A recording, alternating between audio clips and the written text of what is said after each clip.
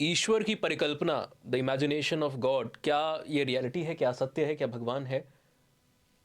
Magic, तंत्र विद्या, काला जादू, क्या इसमें कोई हकीकत होती है? साइंस जो कई सारे सवालों को सुलझाने की, गुत्थियों को सुलझाने की कोशिश करता है, कई सारे जवाब अभी साइंस के पास नहीं है। क्या आने वाले कुछ समय में साइंस के पास ये जवाब भी होंगे या नहीं होंगे? नमस्कार, मेरा नाम Utkarsh Singh. Study IQ optional channels पे आप सभी का स्वागत है। यहाँ पर आज हम इस लेक्चर में सोशल एंथ्रोपोलॉजी में यूनिट 5 पेपर 1 में एक टॉपिक आता है आपका मैजिक, रिलीजन, साइंस, है ना।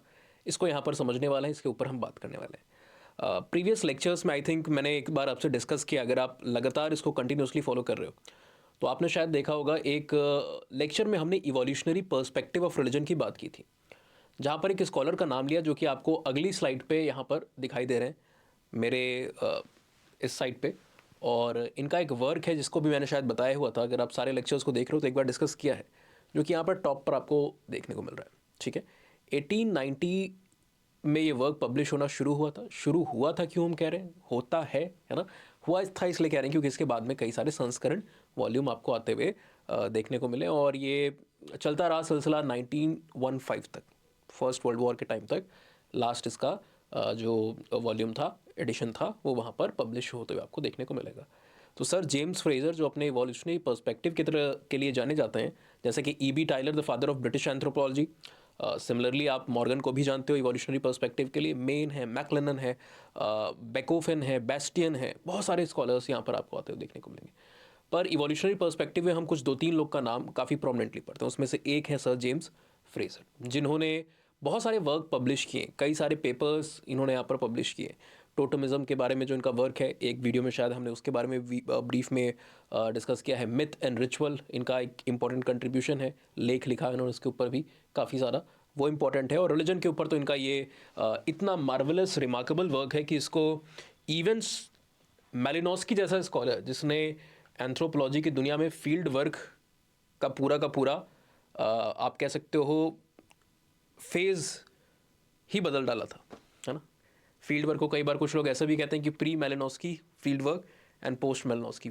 जैसे आप गांधी की जो किताब है ना, गांधी जी की जो किताब है, रामचंद्र गुहा लिखते हैं इंडिया आफ्टर गांधी, तो गांधी जी से पहले एक भारत, गांधी जी के बाद एक भारत।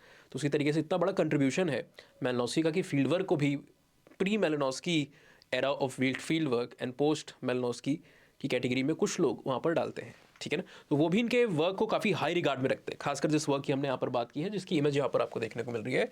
क्या है वर्क का नाम? गोल्डन बॉउ। ठीक है ना, ये इसको हमें ले नहीं आना है। इन्होंने पब्लिश कराया और ईयर आपको हमने बताया 1915 तक ये सिलसिला चला। शुरुआत कब से हुई थी? 1890 से। इस वर्क के अंदर में बताते हैं कि किस तरीके से बिलीफ सिस्टम जो है ह्यूमन का कंटिन्यूसली उसके अंदर में इवोल्यूशन आपको आते हुए देखने को मिला, प्रोग्रेशन, चेंज आते हुए देखने को मिला। तो शुरुआत में इंसान मैजिक पे बिलीव करता था, इनका कहना है। मैजिक से इंसान रिलीजन के लेवल पर यहाँ पर आया, और रिलीजन से यहाँ पर फिर फाइनली साइंस के ऊपर बिलीव आया।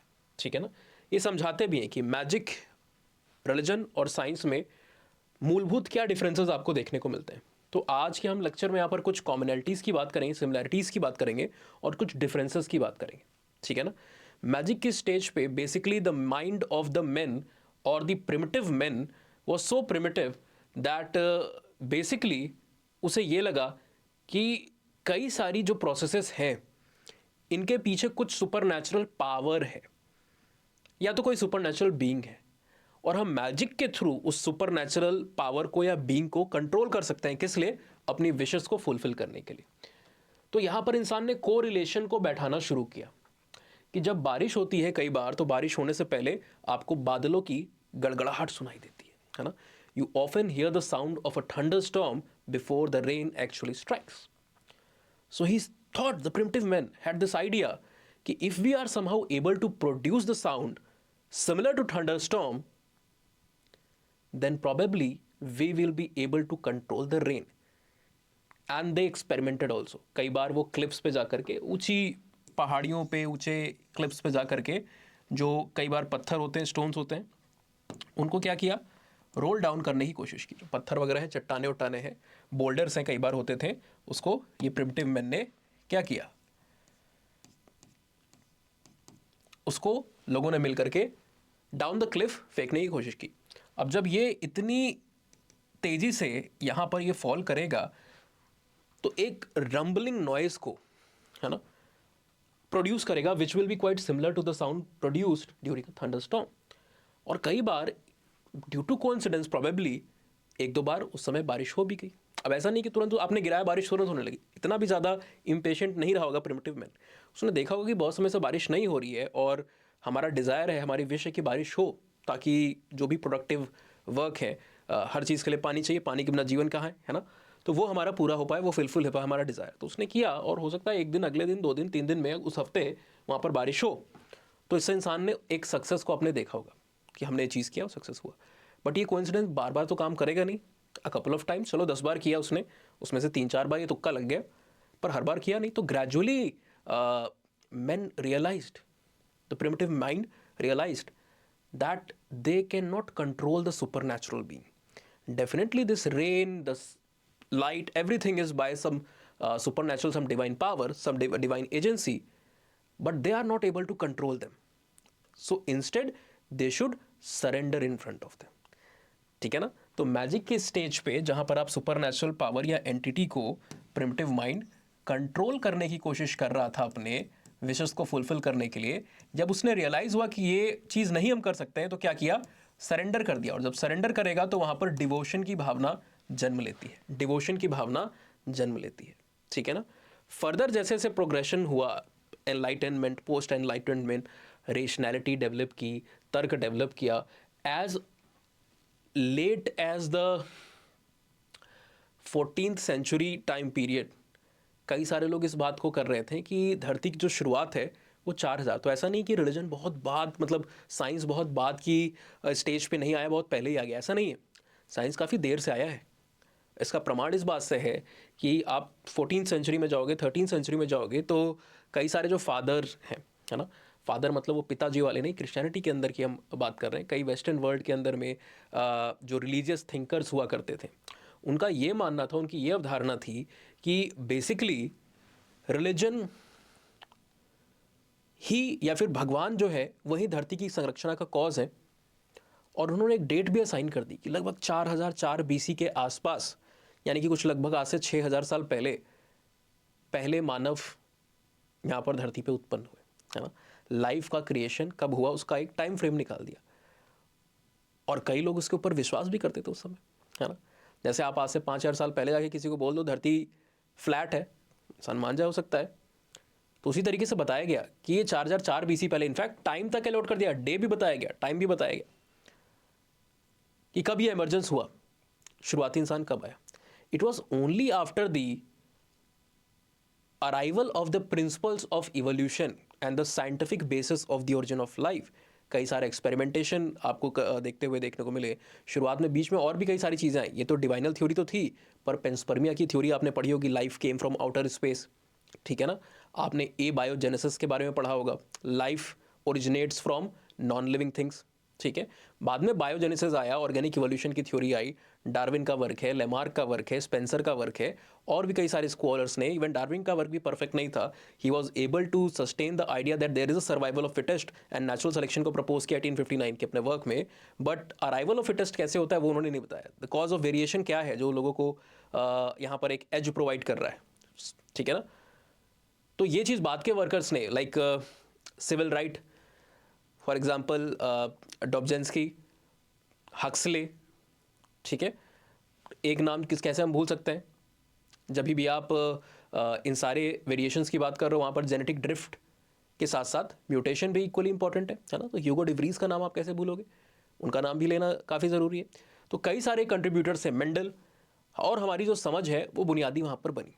तो ये रेशनैलिटी, ये तर्क शक्ति आई, और इंसान ग्रेजुअली अलग अलग चीज़ों को करके समझने लगा कि 4004 BC में आप धरती का या फिर इंसानों का ओरिजिन बता रहे हो। भाई इवन इंडिया में उतनी अर्लीस्ट डेट आपको मिलती नहीं है ना, जैसी आपको अफ्रीका में या बाहर कहीं पे मिलती है। इंडिया में हमारे पास कुछ नहीं है, पर हमारे यहाँ भी जो चावल के उगाने की सबसे पुरानी डेट है, the earliest date of rice cultivation, जो उत्तर प्रदेश में ही 2 साइट्स हमें मिली है, लाहुरा देवा कोल्डीवा से, वो 5500 BC के ऊपर की आपको देखने को मिलती है। यानी कि आज से 7500 साल पहले तो इंडिया में चावल उगाया जा रहा था, एग्रीकल्चर यानी नियोलिथिक रिवोल्यूशन, कल्टीवेशन ये शुरू हो चुका था। तो बाकी लाइफ की तो बात ही छोड़ दो ना, नियोलिथिक से पहले मीजोलिथिक आएगा, उससे पहले पेलोलिथिक आएगा, तो बाकी समय तो आप छोड़ ही दो कि ओरिजिन कब हुआ होगा। सिर्फ नियोलिथिक कल्चर इतना पुराना आपको देखने को मिलता है। इवन इंडस वैली सिविलाइजेशन को आप देखोगे, अगर आप मैच्योर फेज तक की बात करते हो तो वो 4700 ईयर्स पुराना है लगभग। 2600 BC, 2700 BC से लेकर 1800 BC तक आप मैच्योर फेज को काउंट करते हो, एस्टिमेट करते हो कैलिब्रेटेड डेट्स के आधार पर, है ना। तो लगभग भाई 4,500-5,000 साल पहले का, 4,500-5,000 साल पहले का तो आपको इंडस वैली सिविलाइजेशन देखने को मिल रहा है। और आप कह रहे हो 4004 BC यानी कि आज से 6,000 साल पहले लगभग इंसान आए। उससे पहले खेती कौन कर रहा था? डायनासोर खेती कर रहे थे उससे पहले। सो जब साइंटिफिक अप्रोचेज ने, रेशनैलिटी ने टेक ओवर किया तो काफ़ी सारे चेंजेस आए, लेकिन यहाँ पर जो बुनियादी सिमिलैरिटीज़ हैं वो अभी भी बनी रही। फॉर एग्जाम्पल, चाहे साइंस हो, चाहे रिलीजन हो, चाहे मैजिक हो, अल्टीमेटली इन सब का इस्तेमाल इंसान अपनी विल या अपनी विशेस को फुलफिल करने के लिए तो कर रहा है। मैजिक आप इसलिए कर रहे हो बिकॉज आपका कोई डिजायर है, you want that to be fulfilled. Religion को आप इसलिए कर रहे हो क्योंकि आप प्रे करोगे ईश्वर से, है ना, भगवान से, अल्लाह से, गॉड से, कि आपकी जो विशेस है वो फुलफिल हो जाए भाई। तो इंसान इतना लालची है कि साम दाम दंड भेंट कंट्रोल करने की कोशिश की, कंट्रोल नहीं आए तो समझा कि चलो सरेंडर कर देते हैं, हो सकता है खुश होकर हमारी बातें सुन ली जाए। वो भी करके देख लिया, ठीक है, हर समय उसमें भी बात नहीं बनती भाई। मांगने को तो इंसान 24 घंटे 7 दिन मांगता रहता है, हर बात हमारी नहीं बनती है ना। सब एलन मस्क बनना चाहेंगे, सब शाहरुख खान बनना चाहेंगे, पर सब नहीं बनते। सचिन तेंदुलकर सब समझते होंगे, क्रिकेटर सारे, धोनी भी मांगते होंगे सुबह उठ के, कोहली भी मांगते होंगे, रोहित शर्मा भी मांगते होंगे कि भाई हम भी सचिन तेंदुलकर बन जाए। वही नहीं बन रहा, हमारी तो बात ही छोड़ दीजिए आप, ठीक है। सो बेसिकली ये जो विशेज़ हैं, ये जो डिज़ायर्स हैं, ये ही फुलफिल करने की एक जो नीड है वो इसके इन सब के पीछे में जुड़ी हुई है। Alright, now if we see there are other commonalities and differences amongst these three also. हम यहाँ पर तीनों के बीच के जब ये जो डिस्कशन हमने यहाँ पर रखा है, इसमें तीनों के डिफरेंसेस और सिमिलैरिटीज़ के ऊपर बात करनी है। फॉर एग्जाम्पल, इन तीनों तरीके की एक्टिविटीज़ को करने के लिए आपको किसी प्रकार का स्पेस चाहिए होता है। आप चाहे रिलीजन की एक्टिविटी कर रहे हो, चाहे मैजिक हो, चाहे आपका क्या हो, साइंस हो। फॉर एग्जाम्पल, अगर आप साइंटिफिक एक्टिविटीज़ कर रहे हो तो आपको एक्सपेरिमेंटेशन करना है, you need spaces like labs, आपको लैब वगैरह की जरूरत पड़ेगी।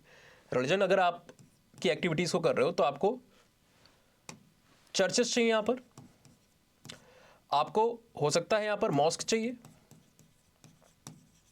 आपको हो सकता है यहाँ पर टेम्पल्स चाहिए, है ना, गुरुद्वारे वगैरह आपको चाहिए होंगे। और इसी तरीके से अगर आपको मैजिक कंडक्ट करना है तो आपको कोई आइसोलेटेड, जिसको वीराना भी कई बात कहते हैं ना, क्योंकि unlike signs and religion, magic in most of the society is not well accepted. It is mostly perceived that it has certain negative connotations associated with it. It is basically to harm people. अब Malinowski, जिनका हमने शुरुआत में बात किया था,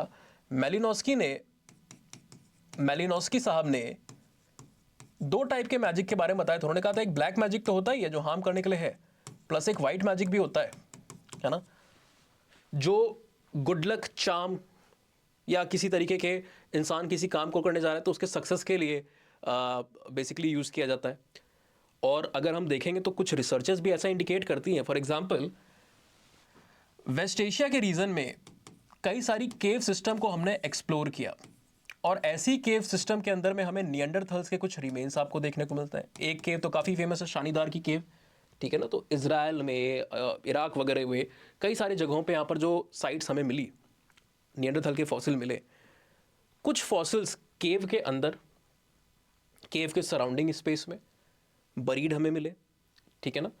और जब हमने फर्दर इंटीरियर गए, केव के एकदम अंदर गए, जहाँ पर केव नैरो होती है, बाहर माउथ जो है वो वाइड होता है, देखा होगा आपने अगर मूवी में या कहीं पे भी, अली बाबा 40 शोर वगैरह जो भी आपने देखा हो, जहाँ पर भी केव देखी हो, या असली में अगर देखा है, केरला वगैरह आप गए होगे, बहुत सारी केव वहाँ पर आपको देखने को मिलती है। डक्कल केव करके एक वायनाड के रीजन में, राहुल गांधी साहब, अब तो शायद प्रियंका जी वहाँ से MP हैं, if I am not wrong, I do not follow that much politics, but शायद।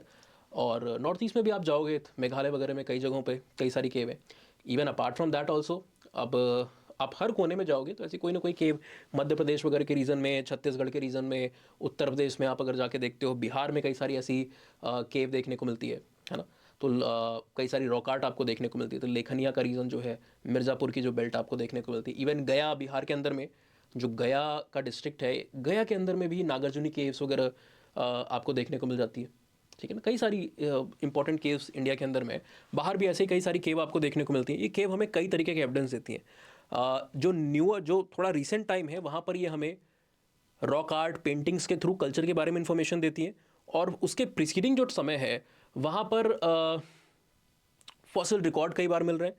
कई बार लेफ्ट ओवर जो चीज़ें हैं, है ना, इंसान जिन चीज़ों को यूज़ करता था कई बार केव के अंदर की तरफ, जहाँ पर वो रिसाइड नहीं करता था, अंदर की तरफ। जैसे आपकी भी आदत होती नहीं, कई बार बच्चे बड़े शरारती होते हैं, चीज़ों को खाया, चॉकलेट खाई, रैपर है, उसको बेड के नीचे गिरा दिया, टेबल के नीचे फेंक दिया, कहीं कोने में डाल दिया। ठीक है ना। इतना नहीं कि जाकर के उसको कहीं पे डस्टबिन में या फिर डिस्पोज कर दें जहाँ पर उसको करना चाहिए। तो वैसे ही प्रिमिटिव मैन भी वैसा ही था। इंसान तो इंसान है, चाहे प्रिमिटिव हो चाहे मॉडर्न हो, उठा के फेंक दिया। और वो चीज़ जब गार्बेज वहाँ पर इकट्ठा होता है, तो उसके थ्रू हम कई बार जो प्रिमिटिव मैन का बिहेवियर है, उनकी एक्टिविटीज़ है, उनके डाइटरी चॉइसेस हैं, उनकी टूल किट है, इसके बारे में कई सारी इन्फॉर्मेशन को इंटरप्रेट कर पाते हैं। तो ऐसे ही जब एक केव को एक्सप्लोर किया गया, तो वहाँ पर एक चेस्ट था। चेस्ट मतलब आप कह सकते हो एक तिजोरी होती है ना, कई बार बक्से होते हैं जो आपको देखने को मिलते हैं। यूजुअली आप वुडन देखते हो, पर उस समय वुडन चेस्ट को नहीं बना रहे थे लोग। जो स्टोन्स हैं उनसे बने हुए ऐसे आपको देखने को मिल रहा। तो ऊपर का कवर भी स्टोन का ही था। उसको जब हटाया गया, एक्सप्लोर किया गया, तो इस तरीके से कुछ स्कल मिले, लेकिन वो स्कल इंसान के नहीं थे। वो स्कल इंसान के नहीं थे, बियर के थे। ठीक है। और वो सारे के सारे एक ही टाइप से, एक ही पैटर्न में अरेंज थे, और सारे के सारे केव के एंट्रेंस की तरफ फेसिंग थे। तो माना गया ये तरीके की जो एक्टिविटी होगी, या फिर डियर सेरेमनी वहाँ पर कुछ कंडक्ट की गई थी, जिसके बेसिस पे ये माना गया कि ये जो बियर कल्ट है या डियर सेरेमनी है, may be it is associated with certain pre historic ritualistic behaviour of the early human. Hunting, gathering या किसी भी तरीके की एक्टिविटी में जाने से पहले सक्सेस को अचीव करने के लिए किसी प्रकार का प्रोटेक्टिव मैजिक या प्रोडक्टिव मैजिक को करने की कोशिश कर रहे थे, जिसको मेलनोस्की ने यहाँ पर व्हाइट मैजिक की कैटेगरी में डाला। एक इंडियन स्कॉलर है एस सी दुबे, जिनकी किताब जरूर आपने कहीं ना कभी सुनी होगी या पढ़ी होगी, इंडियन विलेज, इंडियन सोसाइटी, दोनों किताबें। कमर्स करके एक ट्राइब है, कुछ लोग कमार भी कहते हैं, उनके ऊपर एक वर्क भी उन्होंने वहाँ पर लिखा हुआ है, एथनोग्राफिक वर्क है, रिकॉर्ड है उनका। तो एस सी दुबे साहब ने भी इसका एक क्लासिफिकेशन दिया। इन्होंने क्लासीफाई कर दिया मैजिक को into protective, productive and destructive. Destructive आप समझ रहे हो, ब्लैक मैजिक टाइप का, जो हार्म करने के लिए, लोगों का नुकसान, अहित, बुरा करने के लिए यूज हो रहा है। ऑन दी अदर हैंड जो आपका प्रोडक्टिव है, वो किसी चीज़ की प्रोडक्टिविटी, जैसे आप कल्टीवेशन करने जा रहे हो, बारिश की ज़रूरत है, प्रोडक्टिविटी बढ़े, तो आप ऐसा कुछ मैजिक करो जिससे आप बिलीव करते हो कि बारिश हो जाएगी, उससे प्रोडक्टिविटी बढ़ेगी। ठीक है ना। और प्रोटेक्टिव मतलब जैसे कई बार एम्यूलेट्स वगैरह, तावीज़ उवीज़ लोगों को दिए जाते हैं कि हमें एक तरीके से प्रोटेक्शन मिलेगी किसी तरीके के मैजिक को, अगर या कोई इवल आई है, बुरी नज़र है, तो उसको वार्ड ऑफ करने में ये चीज़ हमारी हेल्प करेगी। तो ऐसे मैजिक को प्रोटेक्टिव या काउंटर मैजिक के तौर पर भी देखा जाता है। तो इन सभी के अंदर में जो ज़्यादा हमारी एक अवधारणा है, हमारा जो मानना है, विश्वास है कि मोस्ट ऑफ द मैजिक्स जो है वो थोड़े से डिस्ट्रक्टिव टेंडेंसी के होते हैं, लोगों का अहित या बुरा करने के लिए नेगेटिव कनेटेशन में ही यूज़ किए जाते हैं। That is why it is not publicly accepted in most of the places. इसलिए कई जगहों पर आपने विच ट्रायल्स के बारे में सुना होगा। विच ट्रायल्स लोगों को घोषित कर दिया था। कई बार तो कुछ जो एलीट लोग होते थे वो एक्सप्लॉइट करने की कोशिश करते थे फीमेल्स के साथ, और when the females are not agreeing और दे आर रेजिस्टिंग, तो उनको डिक्लेयर कर दिया जाता था कि ये विच है, ये काला जादू करती है, और सबके सामने उनको कई बार जला दिया जाता था। विच ट्रायल्स होते थे, आपने सुना होगा, कई मूवीज़ के अंदर में भी शायद दिखाया गया होगा। सो इसीलिए सीक्रेसी में अगर कोई ऐसी एक्टिविटी करता भी है ना, तो आप देखोगे खंडरों में, वीरानों में, शमशान में, ऐसी जगहों पर इन तरीके की एक्टिविटीज़ को किया जाता है जहाँ पर कोई मौजूद ना हो, जहाँ पर कोई मौजूद ना हो। तो स्पेस की तीनों में ज़रूरत है, आप देख रहे हो। साथ ही साथ एक और चीज़ है यहाँ पर कि जो फंक्शनर होंगे ना, मैजिक और रिलीजियस से, रिलीजन से जुड़े कुछ फंक्शनरीज होते हैं। ये MRF टायर नहीं है, इसका मतलब है magico religious functionaries. Those sort of people who are associated or have expertise in the activities pertaining to magic और रिलीजन। पर यहाँ पर हम साइंस की बात कर रहे हैं, तो आप इन जनरल यहाँ पर फंक्शनरीज टर्म को भी सिर्फ चाहो तो लिख सकते हो, जो सिर्फ फंक्शनरीज है ये भी टर्म लिख सकते हो। ठीक है ना। तो हर के लिए कोई ना कोई एक्सपर्टीज सही होती है। जैसे मैजिक कौन करेगा, विजर्ड करेगा, विचेस करेंगी, सॉर्सरर्स करेंगे, ये सारे लोग करेंगे। रिलीजन के अंदर में प्रीस्ट है आपका, ठीक है ना, प्रॉफिट है आपके, शियर हैं आपके, ठीक है ना, इस तरीके के लोग आपको देखने को मिल रहे हैं। मौलवी हैं, काजी हैं, ऐसे लोग हैं। और साइंस के अंदर में आपके जाहिर सी बात है साइंटिस्ट होंगे जो एक्सपेरिमेंट्स करेंगे, जेनेटिसिस्ट, पेलेंटोलॉजिस्ट, अलग अलग फील्ड जो भी जिस एरिया के अंदर में है उस तरीके का आपको काम करते हुए देखने को मिल जाएगा। अब कुछ डिफरेंसेस भी अगर आप देखो, रिलीजन को अगर हम देखें साइंस से कंपेयर करें तो religion does not promote rationality to a larger extent and it is not always open to criticism and questioning. Religion questions को एंटरटेन नहीं करता। एक मूवी आपने देखी होगी ओ माई गॉड, वहां पर कहता है ना धर्म के ऊपर बच्चा सवाल नहीं उठाते। तो रिलीजन कई बार इतना ओपन नहीं होता है टुवर्ड्स द क्वेश्चंस। आप क्वेश्चंस लोगे तो आपको उल जुलूल या घुमा फिरा के जवाब देगा, सीधे जवाब नहीं देगा, सीधे जवाब वहां पर नहीं होते। तो आपने कई बार लोगों के बाबाओं के सत्संग में भी देखा होगा ना, कोई कुछ क्वेश्चन को पूछ रहा है तो उल्टे उससे एक क्वेश्चन पूछा, अच्छा तुम ये बताओ, तुम ऐसा करोगे, तुम ऐसा करोगे, तो सीधा जवाब रेशनल आंसर वहां पर नहीं मिलता। जबकि साइंस जो है वो ज़्यादा ओपन है ना, टू क्वेश्चनिंग, टू रेशनल, क्योंकि साइंस तभी बढ़ता है जब नए क्वेश्चन आएंगे जिसका उसके पास आंसर ना हो, तो उन चीज़ों को आंसर करने की कोशिश करेगा। साइंस को अगर आप देखोगे तो it is secular in nature.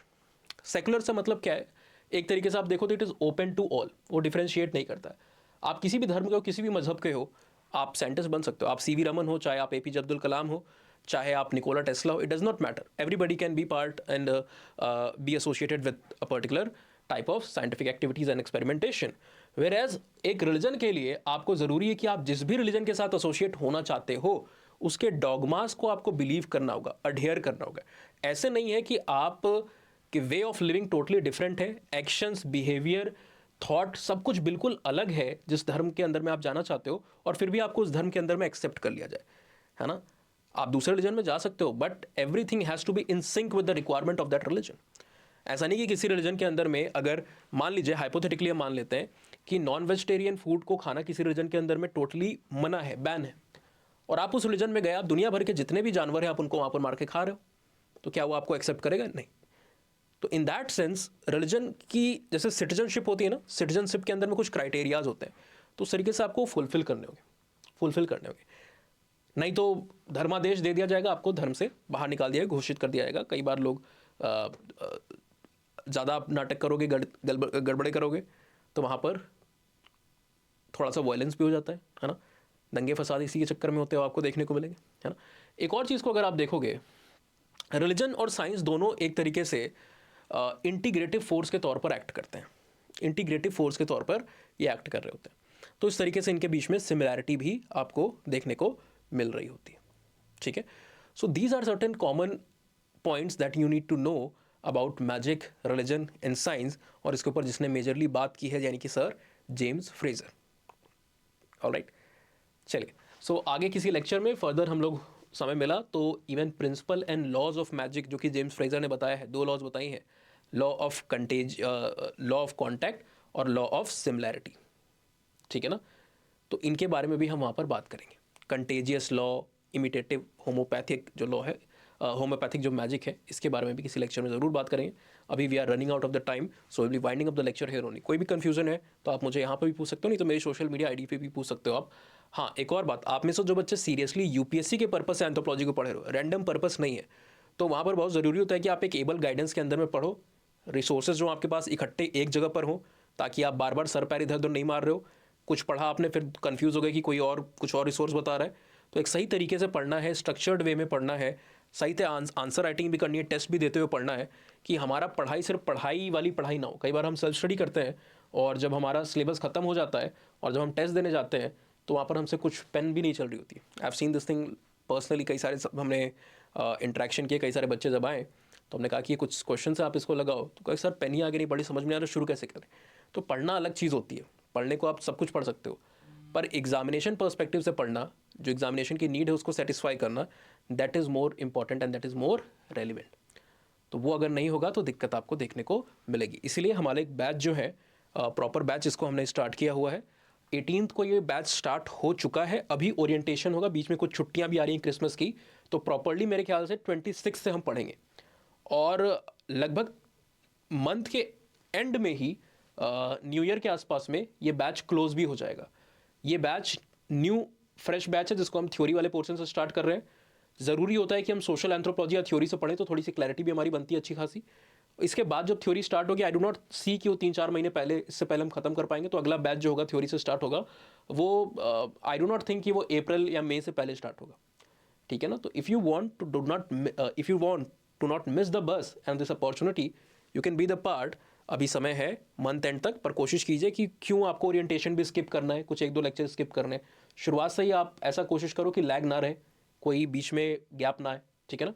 तो यूएस लाइव का कोड इस्तेमाल करके स्टडी IQ की वेबसाइट पे जाकर के आप एनरोलमेंट कर सकते हो। इस वीडियो के नीचे भी शायद लिंक दिया होगा, आप एक बार चेक कर सकते हो। नहीं मिले तो मुझसे भी कांटेक्ट कर सकते हो, ये आईडी यहाँ पर आपको दी हुई है।